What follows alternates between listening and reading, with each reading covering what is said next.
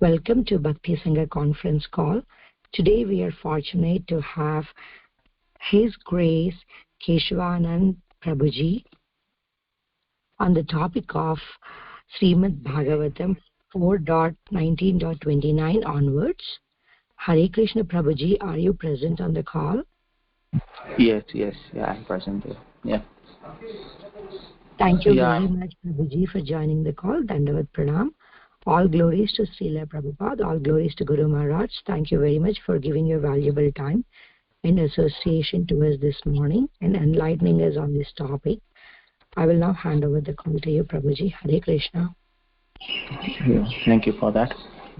Okay, so we are going to discuss 4th Canto, 19th chapter and 29th verse. 4, 19, 29. Let me just offer obeisances and also the invocation. Om Namo Bhagavate Vasudevaya. Om Namo Bhagavate Vasudevaya. Om Namo Bhagavate Vasudevaya. This is 4.9.29.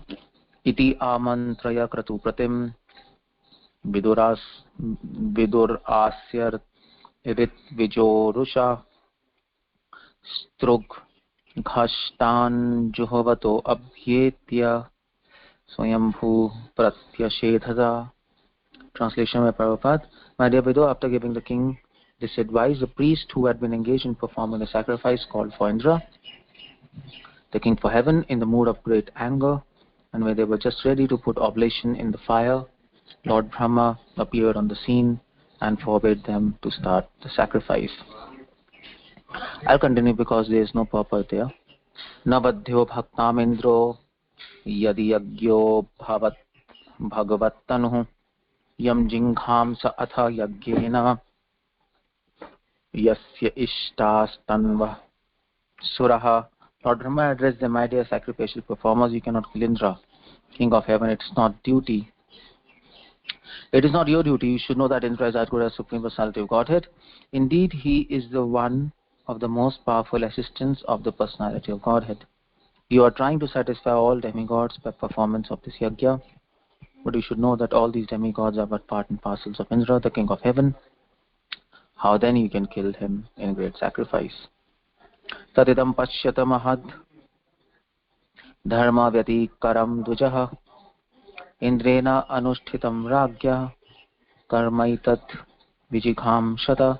In order to make trouble and impede performance of King Prithu's sacrifice, King Indra adopted some means that in future will destroy the clear path of religious life. I draw your attention to this fact.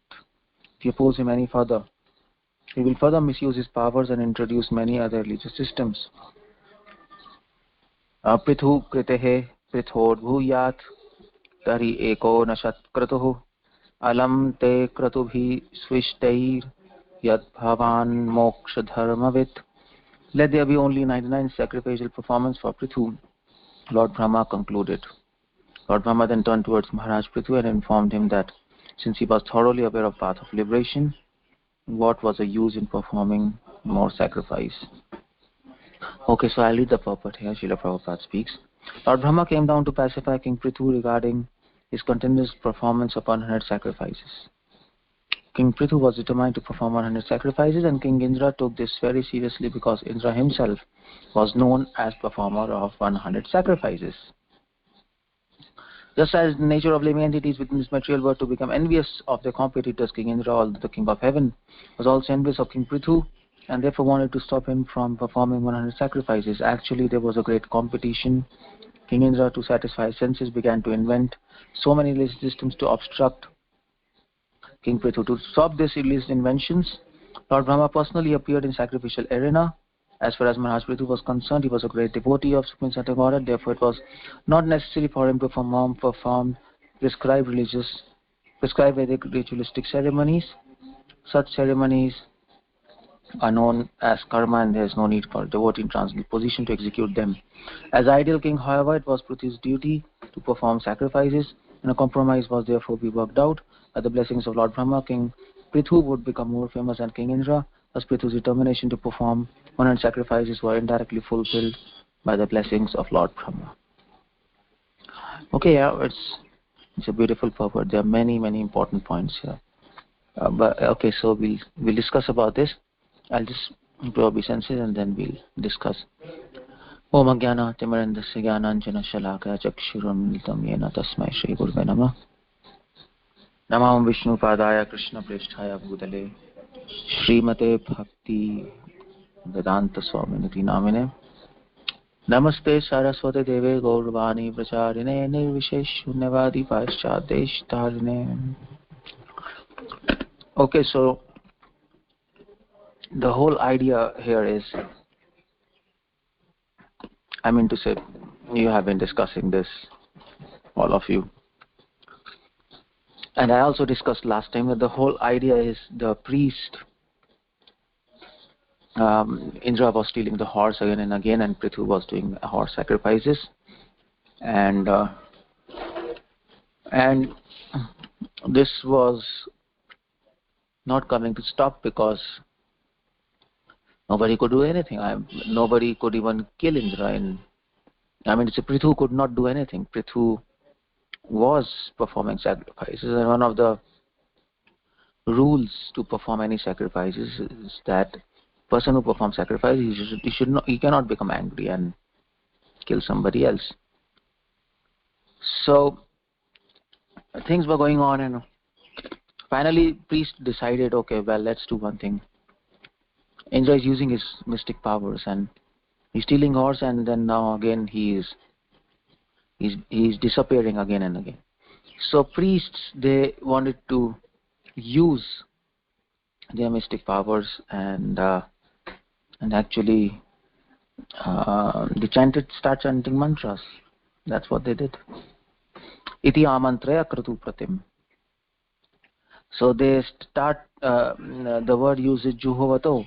They started the sacrifice, and they were about to begin to chant mantras to actually pull down Indra from wherever he is by the powers of the mantra, by using mystic powers,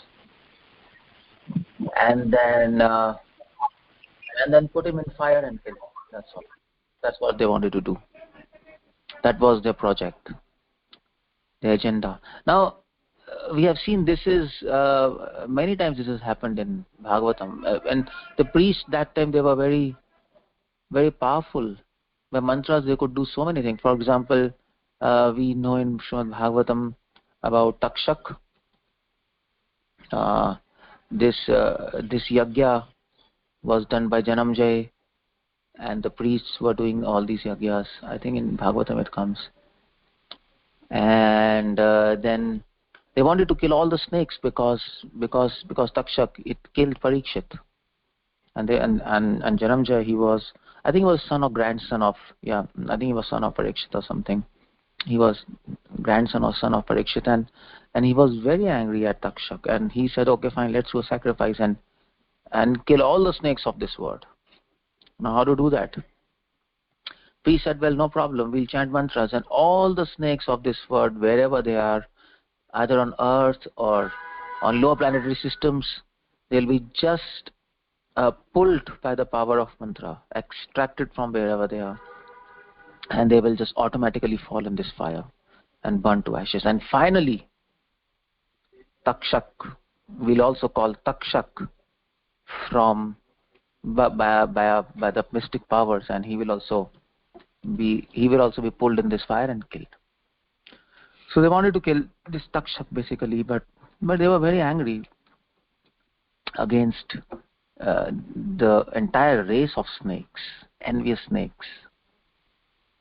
So that was one incident. Another incident we see in Rupa Goswami's book, Lalit Madhav and Vedak Madhav. In that book, Rupa Goswami mentions that when Putna was actually stealing the children, Kamsa told to kill all male children, just born male child. So Putna was going from village to village, town to town, just as we go from village to village, town to town for preaching. She was Prithvite Ache Nagar, Jat Nagar Adigram.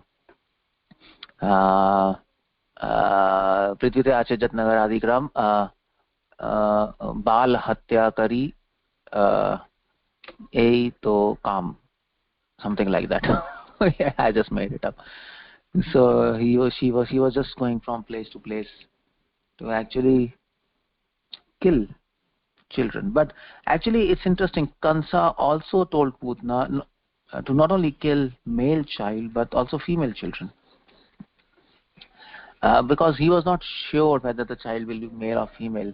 It was just prophesied that a child is born which will kill Kamsa. Now he knew demigods are very tricky, and the child can be born as a male or female, especially when he just encountered Durga, the female child who just announced this prophecy in the prison to Kamsa. And he thought, my God, if this female child is Durga, she is so strong, she can probably God can come in form of a female child, or maybe Durga can come in form of female child. Who knows what demigods are doing with the power of God. He was really psyched out, and he said, okay, kill female child also. So Putna, what she did, she was killing male and female child. So she stole Radha and Chandravali from Himalayas.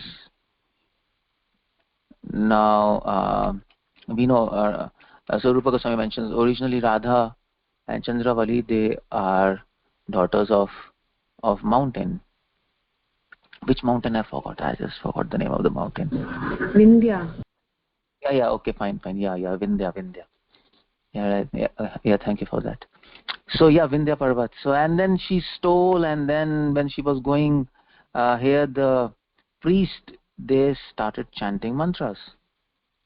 This Vindhya, like this Vindhya Parvat, they became sagged out. What happened to her daughters? And they hired priests, and they did yagyas, and they chanted mantras to actually kill Putna, to actually, again, same mantras, probably something same like what here priests are chanting, to actually pull Putna from wherever she is, and then put her in the fire and kill her and take the children. Now so Rupa Goswami mentions, so when they were chanting these mantras, Putna felt a force that she was about to be sucked up somewhere towards Mount Vindhya, and she could understand that because of this two female child, this is happening, because she was herself a mystic witch. She could understand what's happening, and she just left those children, and those two daughters, they fell in the area of Vrindavan, and we know then it was Vrishbhanu's daughter and blah blah blah. But the whole idea is, these priests, actually the whole point here is, the priests were very strong at that time, very powerful priests, and they knew this mantra. And we can understand from this that at that time, Brahmanas, at the time of Prithu and even before that, Brahmanas had these mystic powers. They knew their stuff very well. They were very austere, and they could, if necessary, kill people. I mean to say, we know Prithu was born of Vain, and Vain was killed by Brahmanas just by chanting some mantras. That's the power of mantras. And you can imagine, if such mundane mantras have such power, how much power spiritual mantra, Hare Krishna mantra, will have. At least, you see these incidences in Bhagavatam. They became angry, and they were trying to kill Indra, and they pulled them by their mystic powers and their mantras. Indirectly, there are these, every incident in Bhagavatam, every verse in Bhagavatam is praising Krishna. That's one thing, because it's Amala Puran. It is Amala Puran, and there is no word not even verse, not even a single word in Bhagavatam which is not praising the Supreme Lord. But the whole idea is, we must know how to see Krishna in every verse. What Gadadhar Das was doing in Puri. Gadadhar Das, he had a copy of Srimad Bhagavatam, we know, and he was reading Srimad Bhagavatam daily, and every page of Srimad Bhagavatam was actually the ink of that page. It just disappeared. Because why? Because when he was reading, he was weeping, and tears were falling on the pages, and there were blotches, there were white blotches on the whole Bhagavatam, and it practically became unreadable. Entire Bhagavatam, and Srinivasacharya came to read Srimad Bhagavatam from Gadadhar Das. So he came to read Bhagavatam from Gadadhar Pandit. So it was on Gadadhar Das. It was Gadadhar Pandit. So he came and he came to read Bhagavatam, and then Gadadhar Pandit said, "Well, I can't teach you because I don't have a Bhagavatam copy." And so Srimad he said, "Well, come on, what happened to your Bhagavatam copy?" He said, "Okay, hey, look here. Every page is soaked in my tears, and the text is wiped off. What will I teach you? So go back and bring a copy of Srimad Bhagavatam." So he went back and brought a copy of Srimad Bhagavatam, but when he was done, he was finished. When he was coming back, the problem was previously there was no Bhagavatam, but now there is no Gadadhar Pandit. He just left the word, and Srinivasacharya was very sorry. But the whole point is, how come these people they are reading every verse of Bhagavatam and they are having tears and they're able to think about Krishna? Because we know Srimad Bhagavatam is literally incarnation of Krishna. We know that. In Bhagavatam itself mentions when Krishna disappeared from this earth, he reappeared on this earth in the form of Bhagavatam, just as sun appears in the sky. Ark, that's a verse. Ark, I forgot that verse, but the verse is like that. Prabhupada quotes in introduction also. So that means every verse of Bhagavatam is full of Krishna. That's how it goes. Sadhu, sadhu, pade, pade. That's what Srimad Bhagavatam says. Always taste every verse of Srimad Bhagavatam. Pade, pade means every path, every word of Srimad Bhagavatam, because there is Krishna there. So we know Bhagavatam is the form of Krishna. So we know first, second canto are 2 feet of Krishna. Third and fourth canto are the legs of Krishna. Fifth canto is a waist of Krishna. Sixth canto is a chest of Krishna. Seventh and eighth canto are the 2 arms of Krishna. And ninth canto is a neck of Krishna. 10th canto is a face. 11th canto is a forehead. And 12th canto is a crown of Krishna. We know this, isn't it? So Bhagavatam is literally Krishna's form, Krishna himself. So the whole point is how every verse is glorifying God. That's what we have to figure out. If we can figure out that, then we can also glorify God by our every word in our life, by every action, word and thought in our life. That's the whole aim of devotional service, isn't it? Tava kathamritam tapta jivanam kavividiritam kalmashapaham. Gopi says that your devotees are always glorifying you. How to learn how to glorify God in all circumstances? By reading Bhagavatam. Now this verse, specifically 29, why I'm bringing this topic? Because this verse in the 14, 19, 29 appears very ordinary.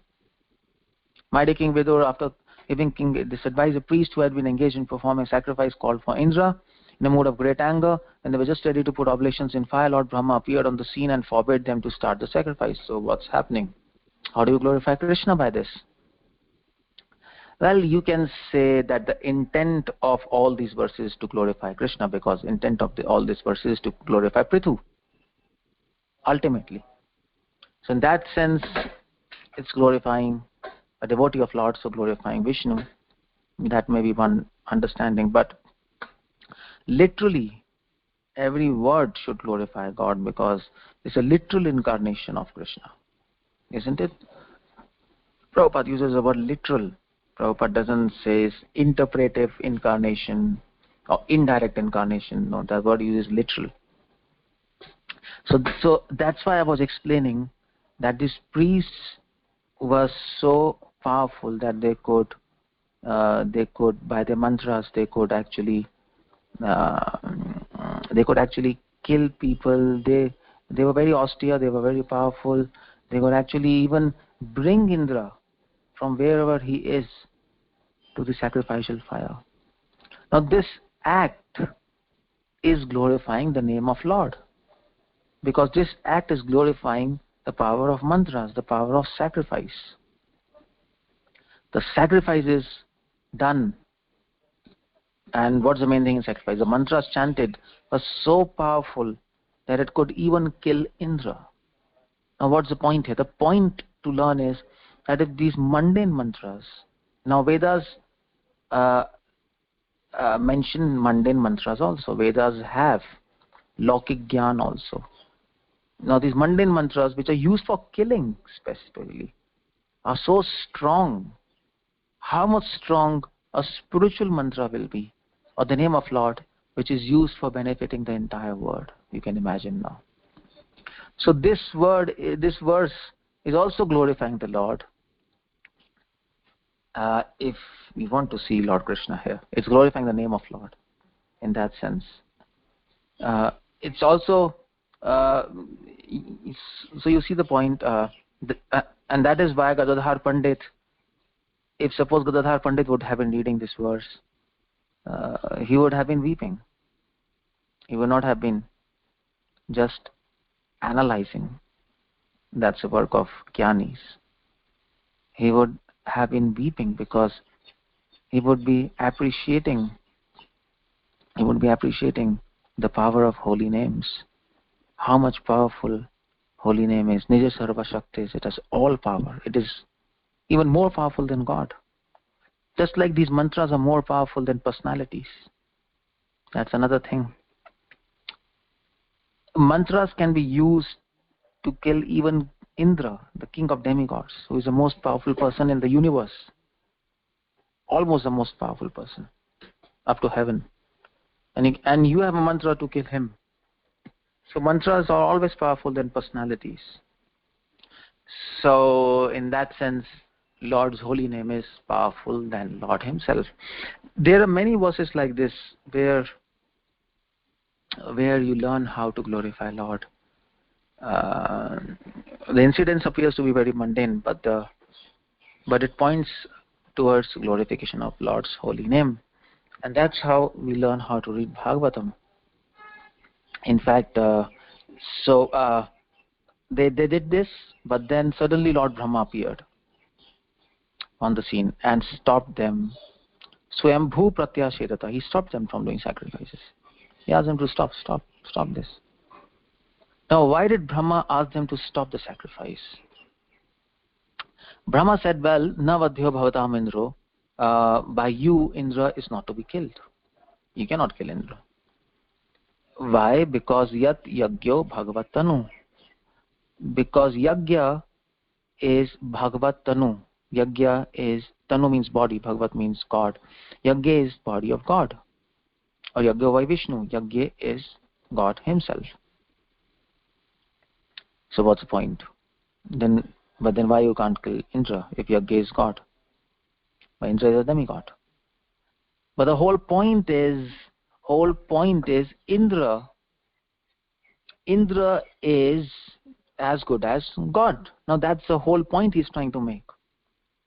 Because of two factors, Indra is as good as God.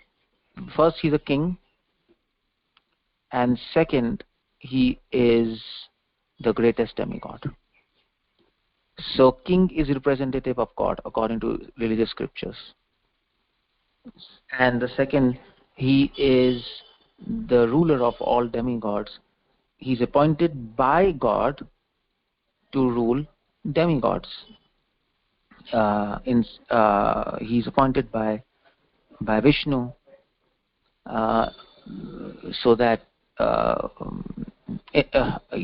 so instead of him ruling everybody, he has appointed his representative Indra to rule demigods. So in that sense, in that capacity also, Indra is actually God. So he says, Yagyad Yagyo Bhagavat Tanu.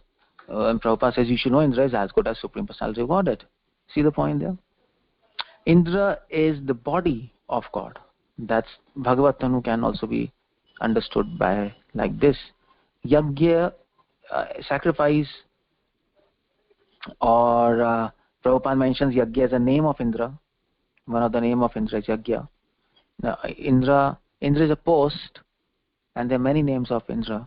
At that time, the name of Indra is Yagya, and they said that okay, Indra is Bhagavat Tanu. He's a part of body of Supreme Lord, and especially sacrifice itself is Bhagavat Tanu. We know sacrifice is God. Yagyo by Vishnu.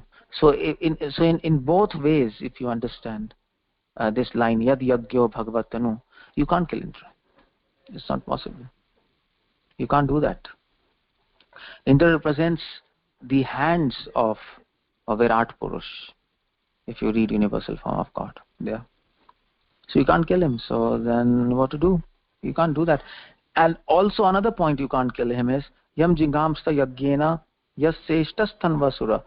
Brahma said, well, you are doing completely logical things because Sura, because demigods, because you are trying to please demigods by this sacrifice. It is said, Yasya Ishtas. Ishtas means you are trying to worship and please Lord Vishnu and also demigods with him. The entire creation you are trying to please by this sacrifice. All the 5 elements, demigods, including Vishnu. And here you are trying to kill Indra, who is a ruler of demigods. What kind of sacrifice you are doing? How will everybody will be pleased? Is this crazy? So Brahma actually surpassed two logical arguments. One was Indra was Yagya Bhagavat Tanu. He is a part of Supreme Personality of Godhead. Second was that he's a ruler of demigods, so you can't kill them because you're trying to please demigods and Vishnu including demigods and the entire creation especially. You're trying to kill somebody. This is crazy. You can't do this. So you see the point. The point to take away from this verse is, although Brahma had the authority to speak to them directly and tell them stop it, and nobody would have argued with Brahma, especially who had personally come there. He didn't even call them. He went there and he spoke this. People would have just stopped there, then and there, and he would have gone back. Okay, finish. But he came and he gave logical arguments. The whole point is, even Brahma, who is the most powerful person in this universe and the greatest authority of religious principles, even he is giving reasons for his arguments, for his statement. Now the whole point is, he is not using he's not misusing his authority. He is supplying reasons. Okay, here, this is a logical point. It's not that I'm the most powerful person and the most authoritative person that you have to follow me. You don't have to follow me. You have to follow truth. And to establish truth, what is truth at this moment? The truth is you cannot kill Indra. And to establish truth, you have to give some reasons to justify that truth. You have to give reasons. So Brahma is actually, you see, this verse is also glorifying Krishna. Because Brahma is trying not to just win debates or give some logical argument, because he's very intelligent. Brahma is giving an argument to support truth. And the truth is that Indra should not be killed. So he had to give some argument to support truth, to support dharma. Brahma is trying to establish religious principles. And to support dharma, or dharma is to do with eternal truth. He is giving arguments. So he's serving religious principle. He's serving truth. That's what is the life of a devotee and every great person. We are serving truth. We are not serving people. We are not serving leaders. We should all be serving truth. And that's why there is a verse from Hare Bhakti Vilas. I think Srila Prabhupada also quotes somewhere. Maybe not. But from Hare Bhakti Vilas is a verse. It says, greater than humans are demigods. Greater than demigods is Guru, because Sarva Deva Maya Guru. And greater than Guru is knowledge. Here knowledge means dharma, religious principles, and devotion. Real knowledge is dharma and devotion. That's even greater than Guru, because Guru is Guru because of devotion and the religious principles he follows. Otherwise, he's an ordinary living being.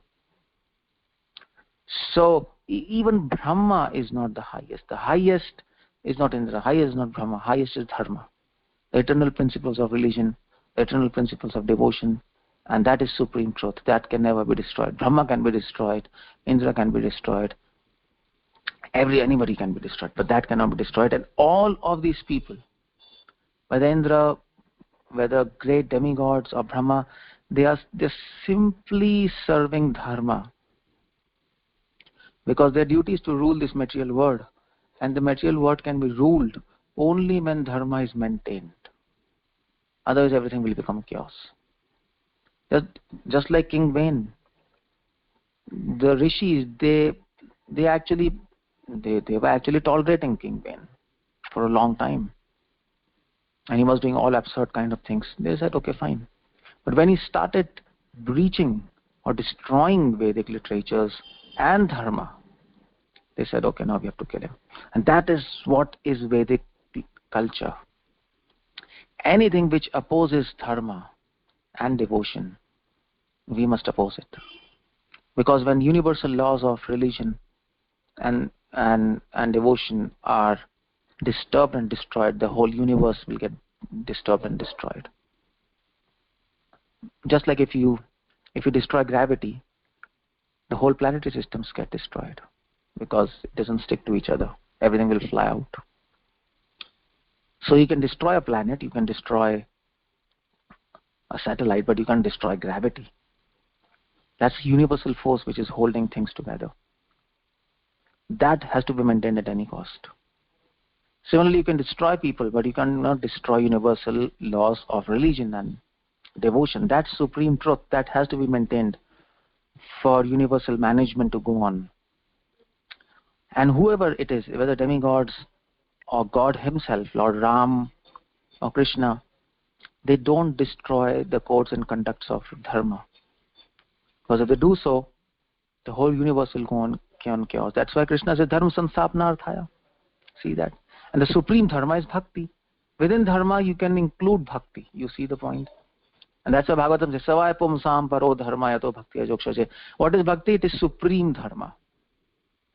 So what Brahma is doing here, Brahma is not giving arguments to actually show that he's authoritative, or to show that he's knowledgeable, or to prove his authority. Of course, he's giving argument because he's a good leader and he's not exploiting his position. And he's saying, well, I'm Brahma, but at the same time, you see, there are arguments to stop this sacrifice. But he's giving arguments as a service to religion, to dharma. That's what it is happening. He's trying to serve religion, to preserve religion. He is giving arguments so that the sacrifice should be stopped, because if sacrifice is done, it will promote irreligious principles. Why it will promote irreligious principles? Brahma is coming to that point. But the sacrifice in itself is not good, because it is irreligious, because it's trying to kill Indra, who is the representative of Supreme Personality of Godhead, and it will be an offense towards Supreme Personality of Godhead. You can't kill him. So he's trying to serve a religion. He's trying to serve the mission of Lord. Dharma samsapnarthaya sambhavami yoge. You see that Krishna says, my mission is to destroy religious principles, and to establish religious principles. Yada dharmasya glanir bhakti bharata avidhanam dharmasya tadatmanam sajamyam. So that's the mission of God. That's what God wants. That's His desire. That's His will. That dharma should be maintained at any cost. And demigods will do anything to preserve dharma. Anything means anything. So Brahma is trying to serve dharma. And what is dharma? Dharma is God. So he's trying to serve God. So his all logic is trying to serve Krishna. That's how you see Krishna in this verse. And you glorify Krishna. And you glorify... Brahma is trying to use knowledge in the service of Krishna. Vasudeva param jnanam. That's what he's doing. And his act here is glorifying Lord. You see the point? The point at least one point in this lecture, I'm trying to show you how each and every verse of Bhagavatam, even if it looks very silly, explicit externally, it is glorifying Krishna, and we should know how to connect it to Krishna. Otherwise, anything not connected to Krishna is Maya. Prete arthamet pratiyete na pratiyete cha atmani tat vidyada atmano mayam yatha vasu yatathama. In Chatushloki Bhagavatam, 2nd canto, it says, what is illusion? Anything not connected to God, that's illusion. As simple as that. Anything not connected to God is illusion. So if you read Srimad Bhagavatam verses and you don't connect it to Krishna and you don't know how to do it, then you're in illusion. even if we are reading Bhagavatam, we are in illusion. That is called the power of illusion. Even while you're reading Srimad Bhagavatam, we can be in complete illusion if we are reading another story.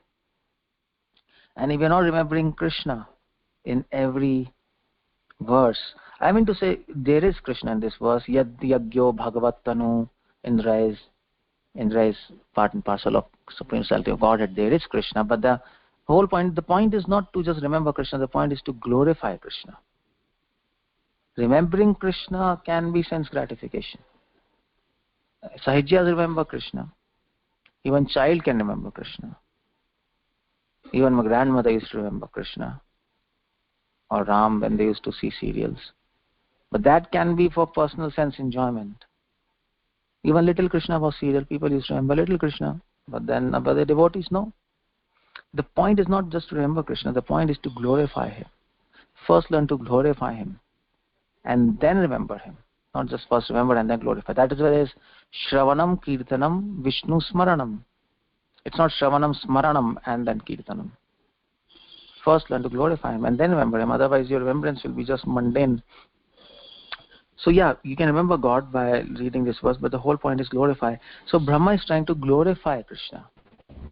By glorifying Krishna. By saying,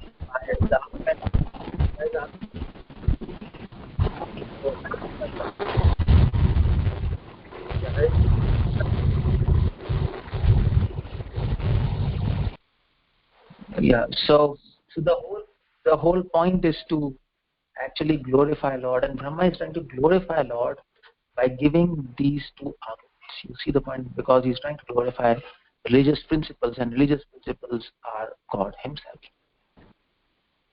They are Krishna, because Krishna has established them. They are universal. Krishna is universal. You see, so especially why am I making this point? Because demigods are very, very conscious of the fact that every action should glorify Krishna. Just like in previous lecture I said, Indra externally is appearing as envious, and Prabhupada also says he is appearing as envious because Indra is called Shatakratu in Vedas, but that is externally. But internally, but behind the scenes, what's happening is Indra is trying to stop Prithu because Vedas glorify Indra as Shatakratu, and if Prithu also becomes Shatakratu, Vedas become wrong. That means Krishna's voice becomes wrong. Vedas is voice of Krishna and becomes wrong, and Krishna becomes wrong. So Indra is trying to stop the sacrifice, not because he's envious. There might be an element of enviousness also, because Prabhupada mentions. But as I mentioned, externally it was he's playing a drama as if he's envious, but internally behind the scenes what's happening is Indra is trying to glorify Krishna by glorifying his Vedas, by glorifying that Vedas are eternal and it can't be contradicted in any condition. I am called Shatakratu in Vedas and nobody else can be called as Shatakratu because Vedas say so and it cannot be wrong. Behind the scenes that's happening, but externally Indra is showing I am envious because I am called Shatakratu and nobody else should be called Shatakratu. That's what I explained the last time. But the whole point I'm bringing is demigods are very, very conscious to glorify God. So just like if you read Gita, in Gita, Krishna puts Arjuna in illusion to speak Gita, and Arjuna did that service. He went into illusion. But Madhvacharya and even Vallabhacharya, they raise a point.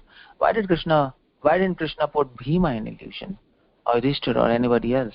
Because they said that Bhima, especially Bhima was incarnation of Vayu, and Bhima is so conscious of glorifying Lord in every action that if Krishna would have put him in illusion, then in illusion his words would not have glorified him. It would have been confusing, and Bhima would have left his body. He would have died. Because they can't tolerate not glorifying God. In fact, their whole existence is glorification of Lord. Just like our existence is sense gratification. Our whole existence is sense gratification. Every cell of our body wants to do sense gratification, isn't it? Our intestines want to absorb the food. Our liver wants to assimilate the food. Our eyes want to absorb this matter, the material world, the form. Our ears want to absorb the sound. Our nose want to absorb the smell. Every part, every cell of the body wants to take and absorb matter and matter and matter. That's sense gratification, that's all. They want it. They want it. Otherwise, our whole existence is sense gratification. This body is designed for sense gratification. Every cell. And if we don't get sense gratification, if a sense gratification becomes zero, then we'll become disturbed. We'll die actually. We'll die. That is why some minimal sense gratification is allowed for this body, at least to live. Jiva said that Srimad Bhagavatam says, Kamasya na indri piti labho jivate apata. Some sense gratification is allowed to remain healthy because you have to give, otherwise you'll die. Similarly, these our bodies cannot tolerate without sense gratification. It cannot live. Similarly, these perfected people, demigods, even demigods, Brahma and these pure devotees, they cannot think of anything except glorifying God. Their body is designed to glorify Lord. Their bodies are spiritual bodies. You know, what do you mean by spiritual bodies? Their bodies are designed to glorify Lord. And that's what Brahma and Indra is. And that's the point here in this verse. Brahma is glorifying Krishna by giving these arguments. In his mind, he's relishing this action. And in the mind, in Brahma's mind, this is not a mundane job that he's going to stop sacrifice of Indra. He's trying to enter debate between Indra and Prithu. Of course, externally that's happening because it's creating a chaos in the whole universal management. But at the same time, Brahma is relishing his job as a manager because he's glorifying Krishna by giving these arguments, by protecting religious principles, and they're protecting the whole universe through his service also. But here's the point: Brahma is doing kirtanam. These two arguments which Brahma gave, he's doing kirtanam. It's not necessary to do. Chanting holy names is kirtanam, but every word of a pure devotee is kirtanam. So his arguments are kirtanam. They are glorifying the religious principles. Now we are reading in the future. We are reading these incidents as history, and these arguments, when we read, what do we think? We think, oh, well, Brahma's arguments, they protected religious principles. And that's why they glorified religious principles, and that's why they are kirtan. You see the point there? So, and then Brahma also said, no, Brahma is trying to protect religious principles. Brahma said, well, I'm trying to protect religious principles because the whole point here is, one very important point is, that Indra will further misuse his powers and introduce many other religious principles. If this sacrifice keeps on going, dharma vyatikaram, to stop actually, so this word vyatikaram means to violate, to stop the sacrifice. Indra will violate more religious principles, and he will go to any extent to stop the sacrifice. Now he's envious or whatever he's thinking, he's trying to glorify the Vedic literatures, whatever the point is. He'll go to any extent. Now Brahma said, then he will actually adopt many other means of religious principles, and that will be imitated by people in future, and it'll create a chaos. It'll promote religious principles. So Brahma said this sacrifice should stop, because it is not promoting religion, it is promoting irreligion in itself also, and indirectly also, by inspiring Indra to use his mystic powers in the wrong sense. Now that's why Brahma says, in my opinion, this sacrifice is not religious. Ultimately, if you balance positive negative points, whatever you're doing now, it's not religious. The sacrifice which was going to be started to kill Indra, that sacrifice, that is not religious sacrifice. Prithu sacrifice is religious, that's fine, but this sacrifice is not religious. And in fact,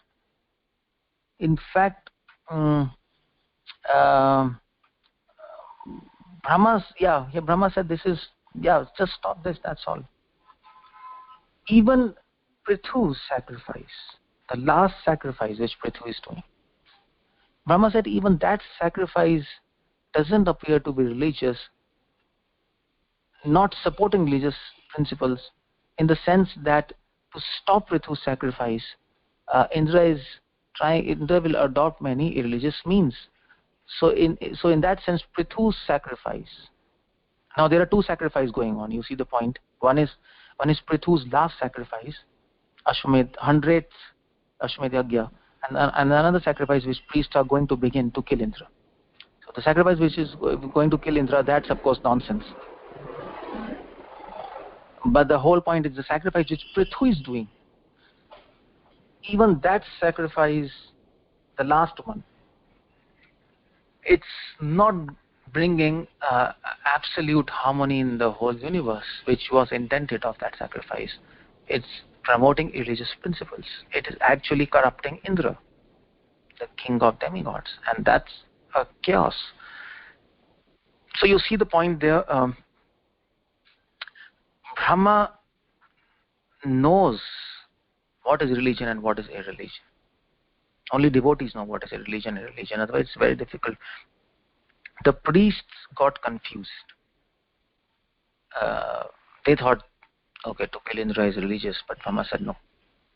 They thought to do 100th yajna of Prithu was religious, but Brahma said no. That's not religious. If you balance the whole things, although Prithu's intention was good, everybody's intention was good, everything was done to please Lord Vishnu. But in the end, if Indra is becoming mad and it is promoting religious principles, and Brahma is also thinking of future, what's the consequence of these actions in future? Now that's another thing. The whole dharma can be ascertained not just by the actions which are done at that time. That's one of the teachings from this incident. You have to also see the results in the future. And that's why it is said, dharmasya tattvam nihitam guhayam. It's so difficult to actually establish religious principles. Mahajanina gata sapantha. Only great devotees, they can establish religious principle. They can understand in their heart. Brahma could understand in his heart by his devotion and his maturity that this is not religious. Something is wrong.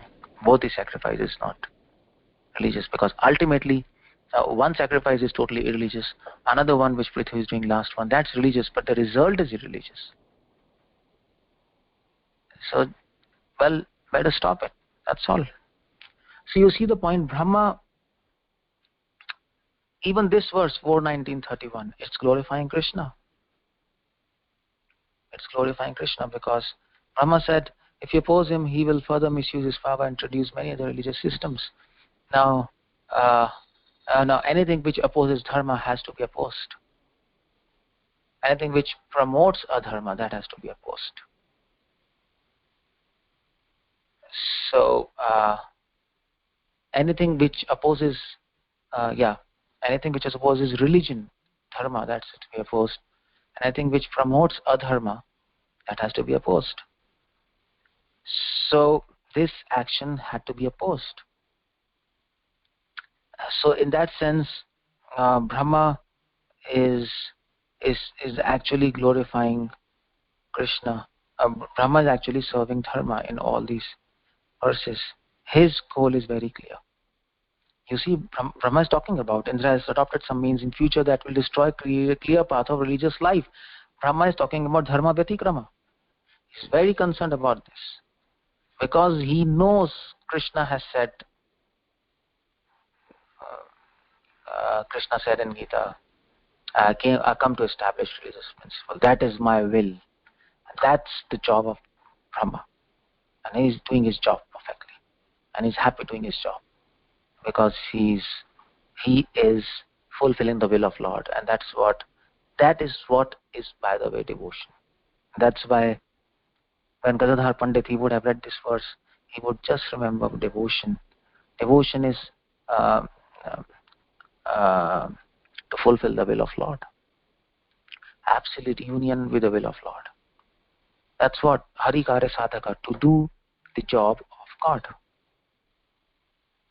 Now, to fulfill that's what we are entrusted, to fulfill the will of Lord. We are not interested to do good or bad, to be good or be bad. That's not our job. Our job is, even if we look bad, God's job should be done. That's all. Finish. His will has to be established. Let thy will be done in heavens and on earth, isn't it? Bible says. So this verse is actually glorifying the will of Lord and devotion. In fact, devotion of Lord Brahma, and glorifying devotion is glorifying Brahma. And then the last verse here, 4:19:32, Brahma concludes and he says, let there be only 99 sacrificial performance for Prithu. Prithu krite prithor bhuyat. Let Prithu kirte, let Prithu Maharaj become glorified. And Prabhupada says, by blessings of Lord Brahma, Prithu would become more famous than Indra. You see, Prithu kirte. Let Prithu become glorified by ekona shatkratuhu, by performing 99 yagyas, ekona, one less than 100. Let him be glorified. Now you see the point. Brahma is such a nice devotee that he's interested in glorifying other devotees. See, he solved the matter and he preserved the religious principles, and he preserved the highest religious principle of glorifying Vaishnavas. That's the topmost religious principles. To glorify Krishna, that's Savaipum Samparo Dharma. That's the highest dharma. Bhagavatam says, Yato Bhaktiradhokshaje. But higher dharma than that is to glorify devotees of Lord. That Krishna himself says. So Brahma is such a genius. He's glorifying Prithu by stopping one sacrifice. At the same time, he has solved the matter. Now, how Prithu is becoming more famous? By Indra, by stopping that sacrifice. rishis, the priests were thinking the totally opposite. They were thinking, well, Indra is envious, he want to become, he want to call him Shatakratu, let's kill him and let's make Prithu Shatakratu and make him more famous. But no, they were wrong. Brahma was right. Brahma said, Prithu, you step down. You don't do this sacrifice, 101. Let Indra have it. You do 99 and he'll become more famous. Why become more famous? Because you will, because the history will glorify you for actually not doing 100 sacrifices. Why they will glorify him? Because not doing 100th sacrifice is not the point here. The point is sacrifice. See, the point is Prithu is doing a sacrifice. It's a sacrifice. There is yajna going on to please Vishnu and the entire universe. But here now Brahma says, okay, here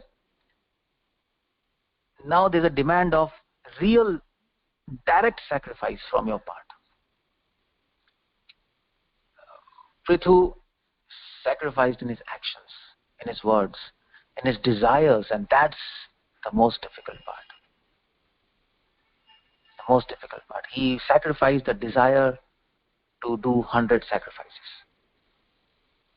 And that's what he's glorified for. That's what he's glorified for. He did real sacrifice. He sacrificed his desire to do 100 Ashwamedh Yajnas. And that is real sacrifice. Sacrificing desires is real sacrifice. That is what makes a man glorified. That is what makes a man famous. That is what glorifies a man. A man who indulges in his own desires. He's condemned by the entire universe, by all demigods, even by God. People who sacrifice their desires, they are appreciated and they are glorified by everyone. And actually Prabhupada makes that point here. Prabhupada makes that point.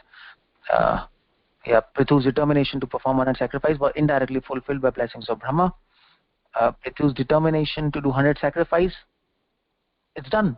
You see the point there? It's done. 99 sacrifices were sacrifices, and the 100th sacrifice was sacrifice of his desire to perform 100 Ashwamedh Yajnas.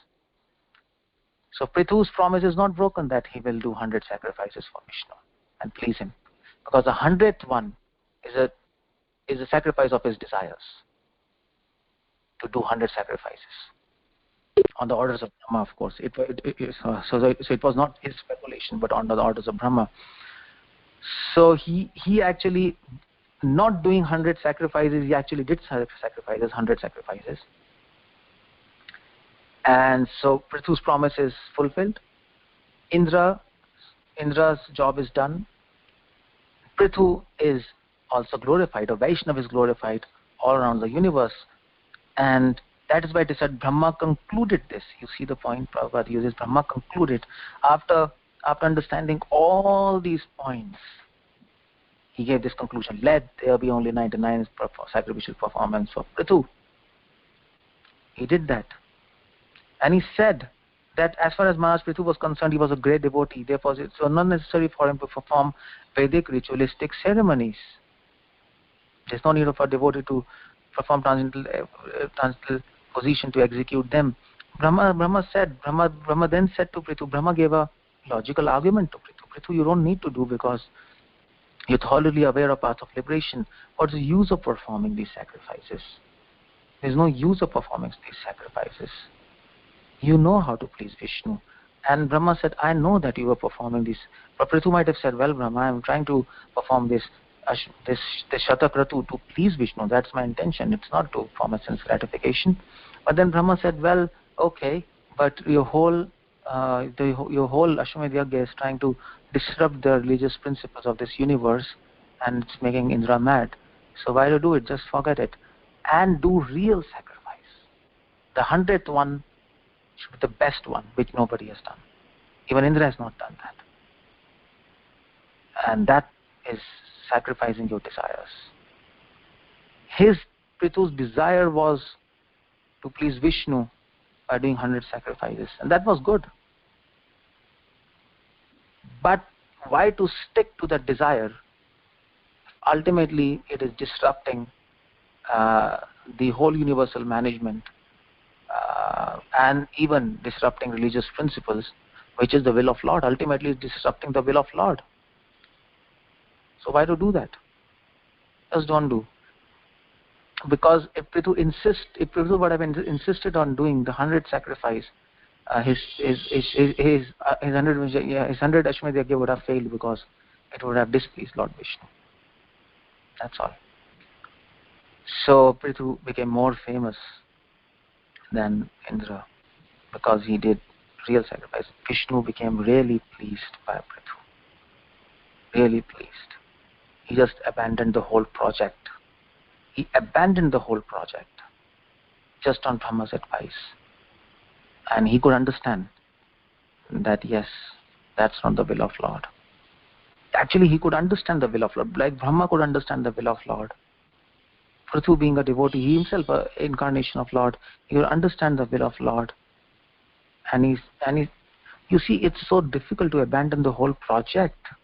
He might have done 99 Ashwamedh Yajnas, it would so grand arrangements, so much time, so much money, and he just stopped it. You see, that's the big thing.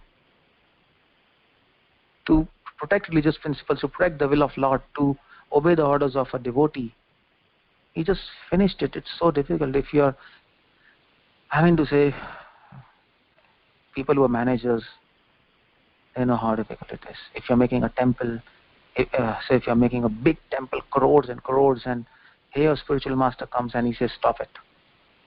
And your temple is almost 90% done and he says, destroy it. Are you able to do it? No.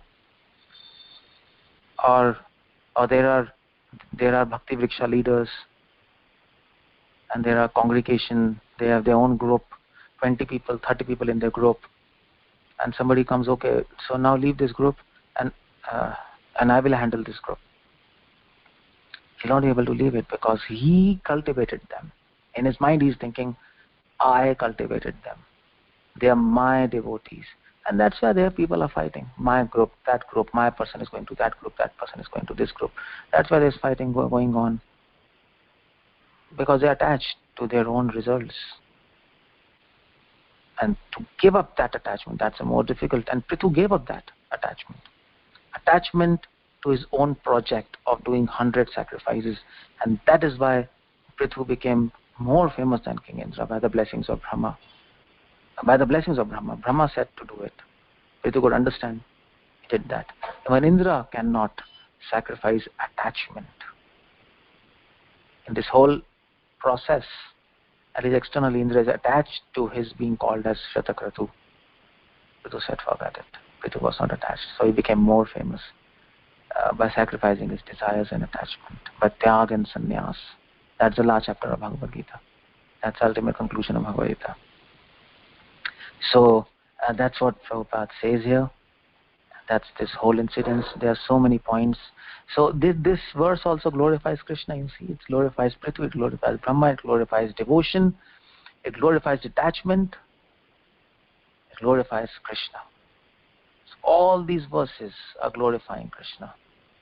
And all the devotees are fully conscious to glorify Krishna by preserving his will, by preserving religious principles, by preserving his mission, and by actually glorifying his devotees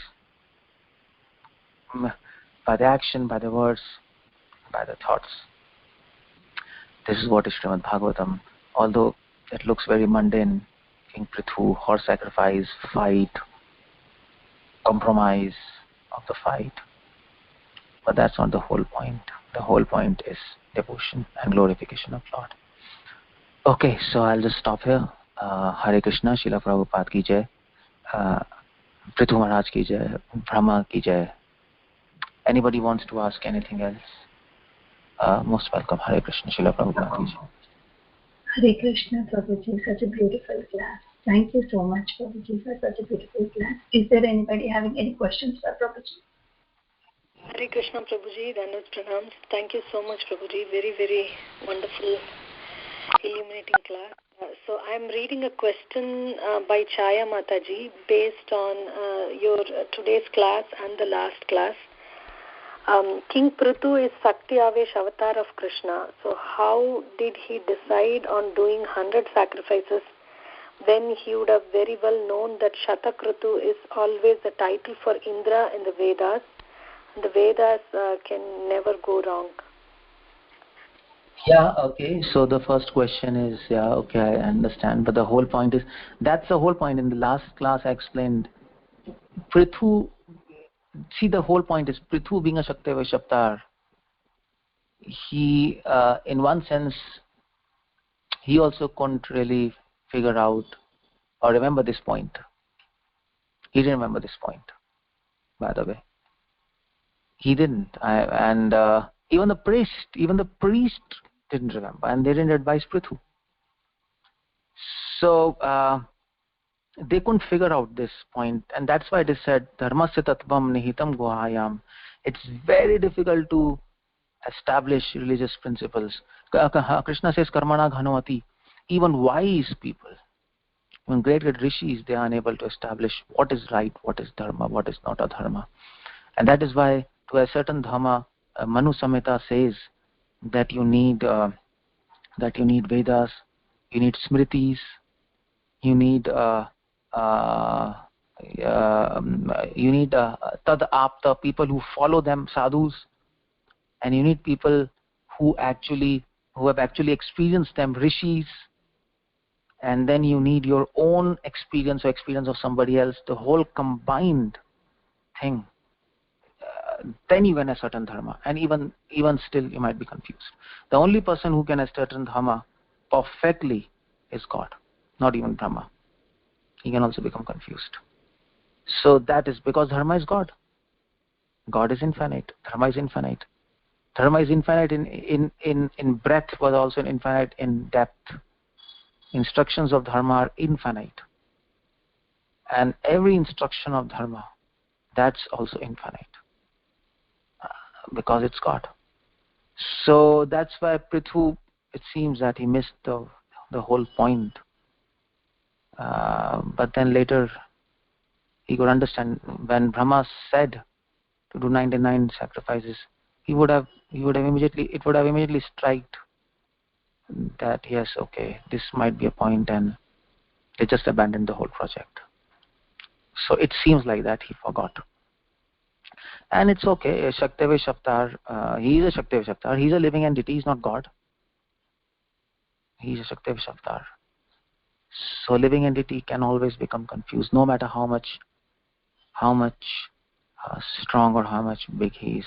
And that's why Krishna says in Bhagavad Gita, 10 chapter 2nd verse. What's that? I always forget it. 10:2. What's that? Ahamadev. What's that? 10:2. Oh yeah, okay. So 10 chapter 2nd one. So Krishna says in Bhagavad Gita, Name vidu suragana. Even great demigods, na maharshi, even great demigods and mahan rishis, even they cannot understand me. Understanding Krishna and understanding dharma is same, because Krishna is dharma. So anybody can become confused. So Prithu and all the priests, they just overlooked this point. And Indra just he came, and he said, well, something is going wrong. That's the whole understanding there. Hare Krishna. Yeah, thank you so much, Prabhuji. And second question, you have two questions, no?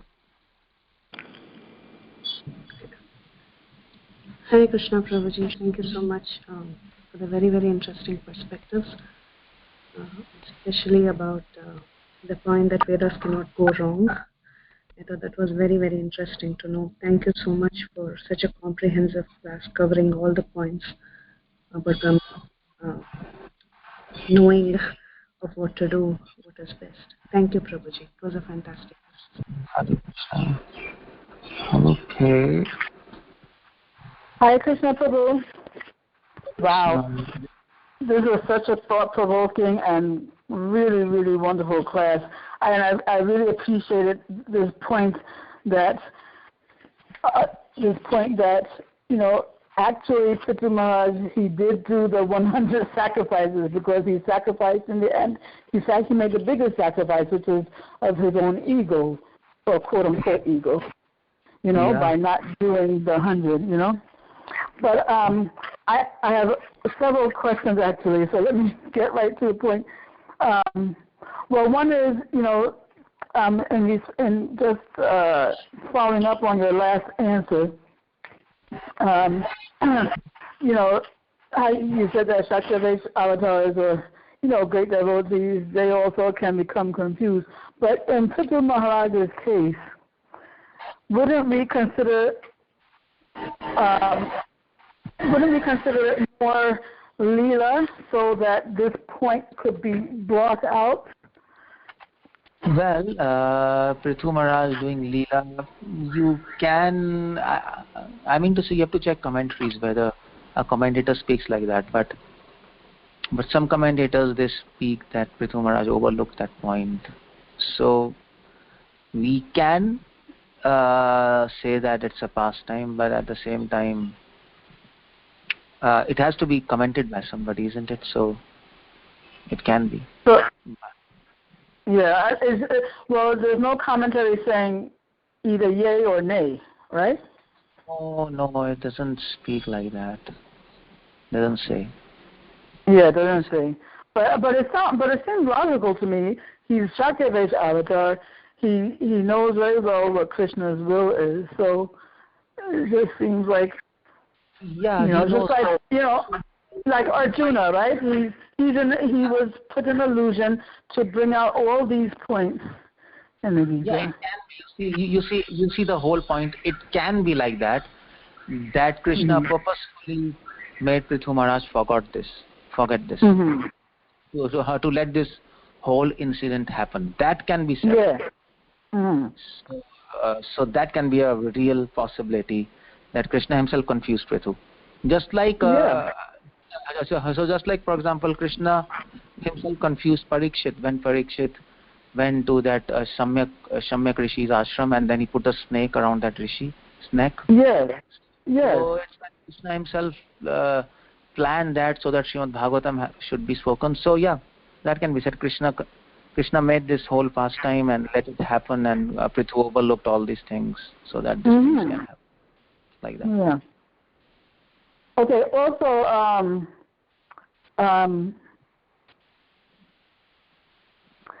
you said that, remember when you were speaking about Bhima, Yeah. He could, I think you were saying something like, he could not have been put into illusion because his whole existence was about glorifying Krishna. But I mean to say that can be said for any pure devotee, including Arjuna. Yet he was put into illusion. It cannot be said about Arjuna because even Madhvacharya and Vallabhacharya, they say that. See, the whole point is even so. If you have read if you have read Brihad Bhagavatamrit, there are gradations of devotees, isn't it? Like gopis are the highest. Yes. Yes. So Bhima is much higher in devotion than Arjuna. Really? Yeah. According to Madhvacharya, according to Vallabhacharya and other Oh commentators. wow, that's amazing. Yeah, so that is why Krishna didn't really put Bhima in illusion because he knew that Bhima would have died. But oh my God, I can't believe it. That's such fascinating information. Because Arjuna and Krishna, in their pastimes, I think they're like best friends or something, right? Yeah. Isn't it? Yeah, they are friends. But Bhima is. But even wouldn't you say even like best friends? Because we always hear about the friendship that Arjuna and Krishna had, but I don't think we hear like that about the other brothers. Yeah, in the same way.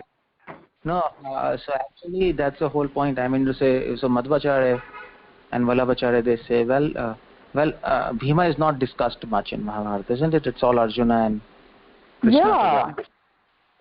So, so why? Because Bhima is such a pure devotee, and his devotion is so high. So Bhima actually, and all these people, they specifically told Vyasadeva, don't discuss about us much, because we don't want to be discussed much. Yeah, to become famous or something.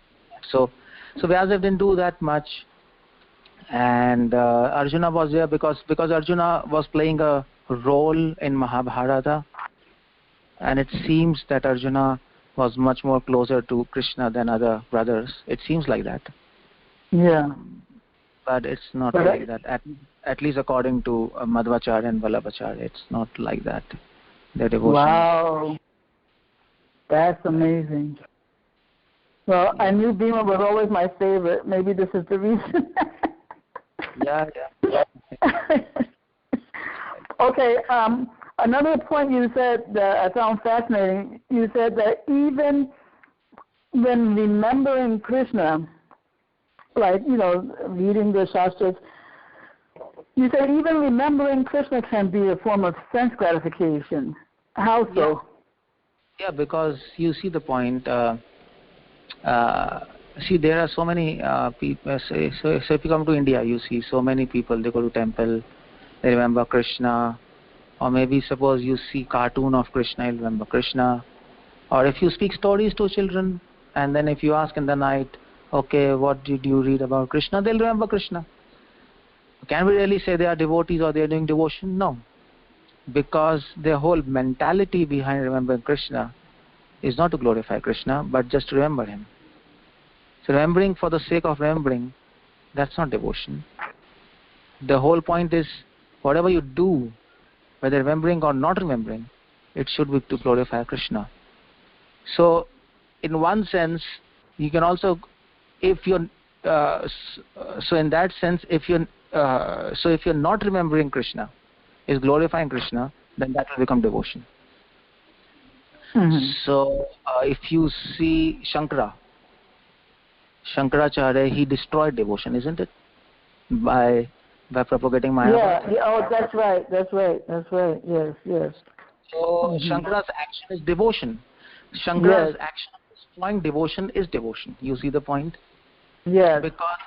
Because why? Because Shankara is trying to uphold the will of Lord. He's glorifying the will of Lord by his actions, by destroying devotion. So in that sense, similarly, remembering God can be devotion and cannot be devotion. At the same time, not remembering God can also come in devotion if your not remembering God is glorifying God. If it can do. In spiritual world, sometimes it can do. Srimati Radharani forgets Krishna. She wants to forget him.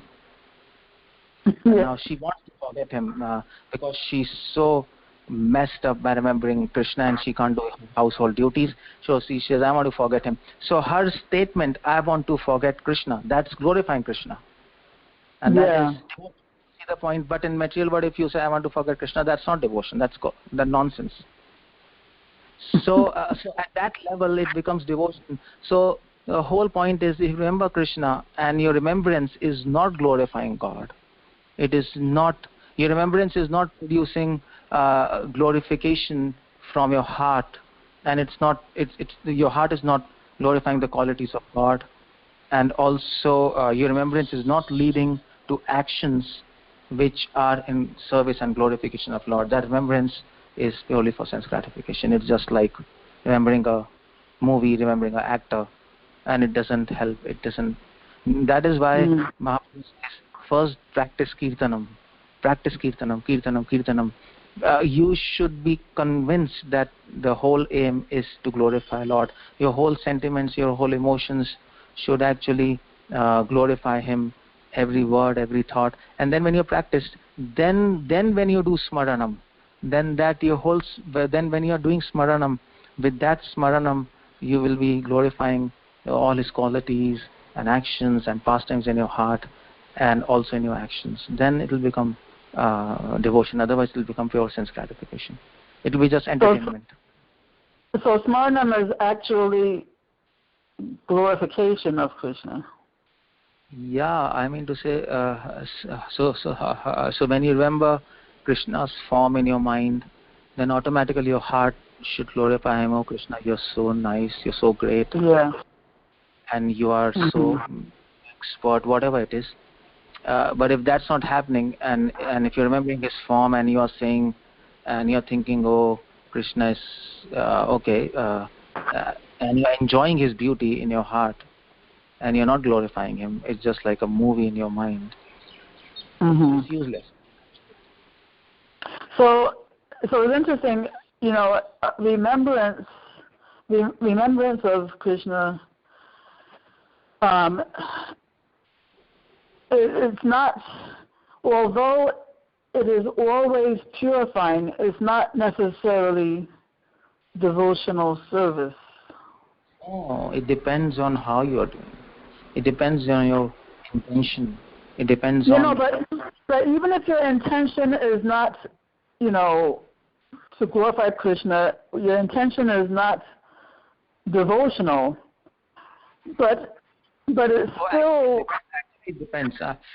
It depends. If a new person, if he remembers Krishna, even if with intention or no intention or whatever, he'll become purified. But at the same time, a devotee who is for 10 years in devotion and he doesn't know what to do while remembering God, and he's not practiced in glorifying God, and he's just simply enjoying it as entertainment in his mind and enjoying it in his mind, then that will actually make you impure. So it depends in what station of devotion you are. Because a new person, a new person is not even expected to know that remembrance can be sanctification. So Krishna says fine, you remember and you will be purified. But when you start reading things, when you start understanding, associating with devotees, and you have passed many years in devotion, then you are expected to know this point, isn't it? Otherwise, what the hell you are doing? Then Krishna becomes angry. Then Krishna says, okay, now you will not. Now it's offense. So it depends who is doing. Yeah, well, that makes sense to me. But at the same time, I'm trying to reconcile what you just said with the fact that, fire will burn no matter what consciousness you touch it with, So that's what I'm saying. So it's almost like chanting holy names. Chanting holy names, no matter how much you chant, fire will burn, holy name will benefit you. At the same time, if you're chanting holy names, and if you don't understand what you're doing, and if you keep on chanting like mechanical for 10 years, and you have read whole Bhagavatam, whole Gita, then that principle is not applicable. Then that is not applicable. That example is given for when you're new, when you don't know anything. Fire will burn sins, and it will actually help you. But after so many years, then holy name, then chanting of holy name will actually increase your sins and offenses. Sins might be destroyed, but then you're implicating yourself in offenses. You see the point there? Can you repeat the last sentence? So I'm saying, fire destroys sins, so yeah, sins can be burned off, but then you're implicating yourself in offenses. Offenses against Krishna, because Krishna expects you to understand, but you're not expecting, so you are not fulfilling the will of Lord, and that's offense. And Krishna becomes angry, and then. Well, is it offense or is it sin? Because I know there's a difference between those two. Yeah. So that's what I'm saying. Sins are always destroyed by chanting, but then if you keep on chanting with complete nonsense mentality and you don't understand anything, and you have passed many years, then Krishna will not be happy. If Krishna is not happy, that's an offense, isn't it? And because of that, our devotion will go down, and then we'll implicate ourselves into sins again. Everything gets destroyed. A teacher expects a student to pass the class, isn't it? If the student is in the same class for years together, teacher will become frustrated. Finally, she will just throw him out. Get this child out of this. This is for past 10 years. He's in the same class. So that's the whole point. Okay.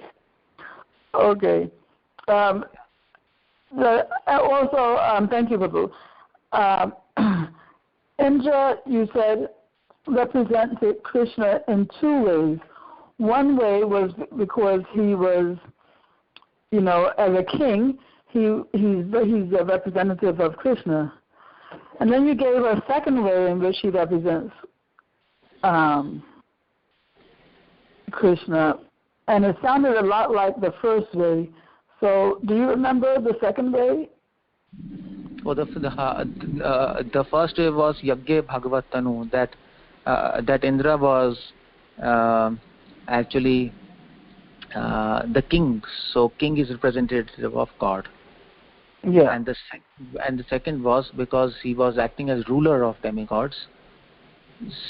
So, in the capacity of a ruler, Vishnu, he put him as a representative to rule demigods. Otherwise, he would have to do.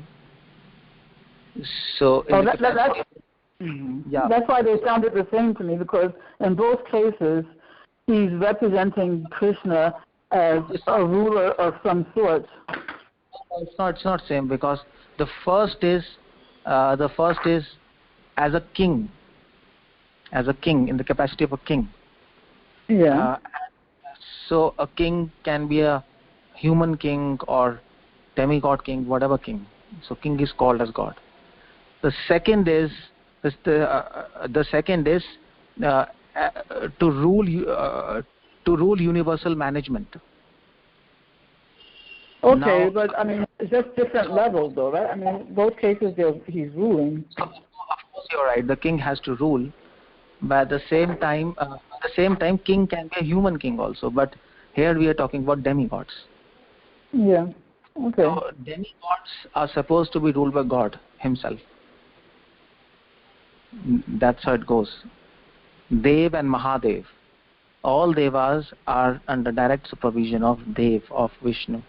But then Vishnu said, "Well, I'll not rule demigods. I will put Indra instead of my supervision." So the second point is specific to demigods. The first point is a general point as a king. That's all. Although both may appear same, but one is a general from a general perspective. The other is from a very specific perspective related only to demigods. Mm. That's all. Okay, this is the last thing very quickly. You said Yajna is Krishna. Yeah. And do we say like that simply because Krishna is the source of Yajna, or is it, more literal than that, Actually, Yajna by Vishnu, okay, that's one question, and Vedas speak Krishna as literally as Yajna, as Krishna is Yajna, because Krishna says in Gita, Karta, Karma, and Havi, all are me. I am fire of Yajna. I am the oblation. I am the person who is doing oblation. So in 4th chapter and 16th chapter he speaks like that. So in that sense, So the whole point is, the mantra chanted is in Yajna, that's Krishna. Why? Because the power in mantras is Krishna. The power in mantras is Krishna. Otherwise, mantras are useless. The fire which is lit in sacrificial fire, that's a special fire. That's not ordinary fire, which is actually invoked in yajnas, because otherwise you could have done yajnas on your stove or gas, but you can't do. That's also fire, but that fire is invoked by And so that's a special fire, something we are invoking in that fire. What we are invoking? We are invoking Vishnu. Vishnu enters in that fire, so that fire becomes Vishnu. Those mantras becomes Vishnu because Vishnu enters those mantras, and then the person who is doing that yajna, he has to become purified and he has to come to spiritual consciousness. So Vishnu enters that person who is doing yajna, if he is pure. So in that sense, everything becomes Vishnu, and that is why a sacrifice can please Vishnu, because only Vishnu can please Vishnu. There's nothing which can come in contact with God which is not God, or which is not godly. So the whole point is, no matter fire or mantras, these are mundane sounds, mundane fire, mundane person. Mundane cannot touch spiritual platform. So how to make anything spiritual? Krishna has to enter that. It becomes spiritual. So in that sense, when you see the whole game, God is trying to touch God. He's trying to touch himself. But in the process, we become benefited. And that's why sacrifice is literally Vishnu. So the whole point is we are taking help of Vishnu to come in contact with Vishnu. So the means is Vishnu and the goal is Vishnu. That's the principle there. Without this principle, nothing works. The means is Vishnu, the goal is Vishnu, and that has to be because who can approach infinite? Only infinite can approach infinite. Finite cannot approach infinite. That's impossible. Who can approach perfection? Only perfection can approach perfection. Imperfection cannot touch perfection. Or who can approach light? Only light can approach light. Darkness cannot approach light. So in that sense, that is why Veda says Yajna vai Vishnu. Yajna is itself God. So therefore, every item of paraphernalia in the yajna is like a deity, isn't it? Yeah. And even the person performing, you said if he is pure, but when we see a person performing the yajna, for the time that he is performing the yajna, should we assume that, we may not know anything about the devotee, right, who's performing the yajna, but can we assume that at least during the time that he's performing the yajna that Krishna has entered him? Yeah, Krishna is supposed to enter him, but what he's thinking we don't know. so I don't know if Krishna has not entered him and if he's impure and Krishna doesn't enter him, the whole yajna fails. And that is why Mahaprabhu said, just chant Hare Krishna. So it's difficult because to maintain consciousness. In fact, chanting is also yajna, so your mind has to be pure. But the whole thing in chanting is the name. The name is so powerful that it doesn't really consider the consciousness of chanting. So because by chanting by names, the automatically it will raise the consciousness of the person who is doing, and if that person is not on that platform, it will bring him to that platform specifically in chanting. But in ordinary yajnas, we don't know what's happening. Oh, you mean ordinary yajnas, meaning the ones that are not devotional? Yeah, no, I mean to say like the Ashwamedh yajnas or other fire sacrifices, those kind of sacrifices. Well, I was referring to the fire sacrifices that we do in our temples, Yes. You do a temple, so that's why Srila Prabhupada says that fire sacrifice we are doing just for public, but it's not necessary. Chanting because the holy name is being chanted. Yeah. So as a process we are doing, which has to be done, because it's a process in Pancharatrik Vidhi. So you're following a process, but all these processes can fail because sometimes the paraphernalia is not pure, you are not pure, and this thing. But that's the Prabhupada says chanting will complete the yajna. That's what it is. Okay, Guru. Thank you very much so much for all your answers. And for class. Yeah. Hare Krishna Prabhu, Dandavat Pranam Prabhuji. One question, Prabhu. In verse 29, right, Lord Brahma is addressed as Swayambhu. Right, Prabhu, any specific reason, Prabhu, why he is addressed that way, or any background on that, Prabhu? Brahma is always addressed as Swayambhu, no? Swayambhuva. But the whole point is, but in this purport, in this verse, he's addressed as Swayambhuva to actually make the point that he's actually greater than Indra. Indra is not Swayambhuva. Although both are demigods, Brahma is Swayambhuva. Brahma is not born like an ordinary man. He's self appeared from Krishna, so he's Swayambhuva. And the whole point is, this shows that he understands dharma much more than any other person who are not Swayambhuva. So he is a self-manifested deity, directly from God. He is directly manifested from God. That's why he understands dharma much more than any other person. And that's why the word Swayambhuva is there. So wherever this word dharma, that's in this sense. Yes, Prabhu. Got it, Prabhu. Thank you very much, Prabhu. Hare Krishna. Okay, so we'll just end it here, or. Thank you, Prabhuji, for such a beautiful class and very nice question-answer session. Thank you so much, Prabhuji. If there are no more questions, we would like to end the call here by offering obeisance to Prabhuji and all the Vaishnavas.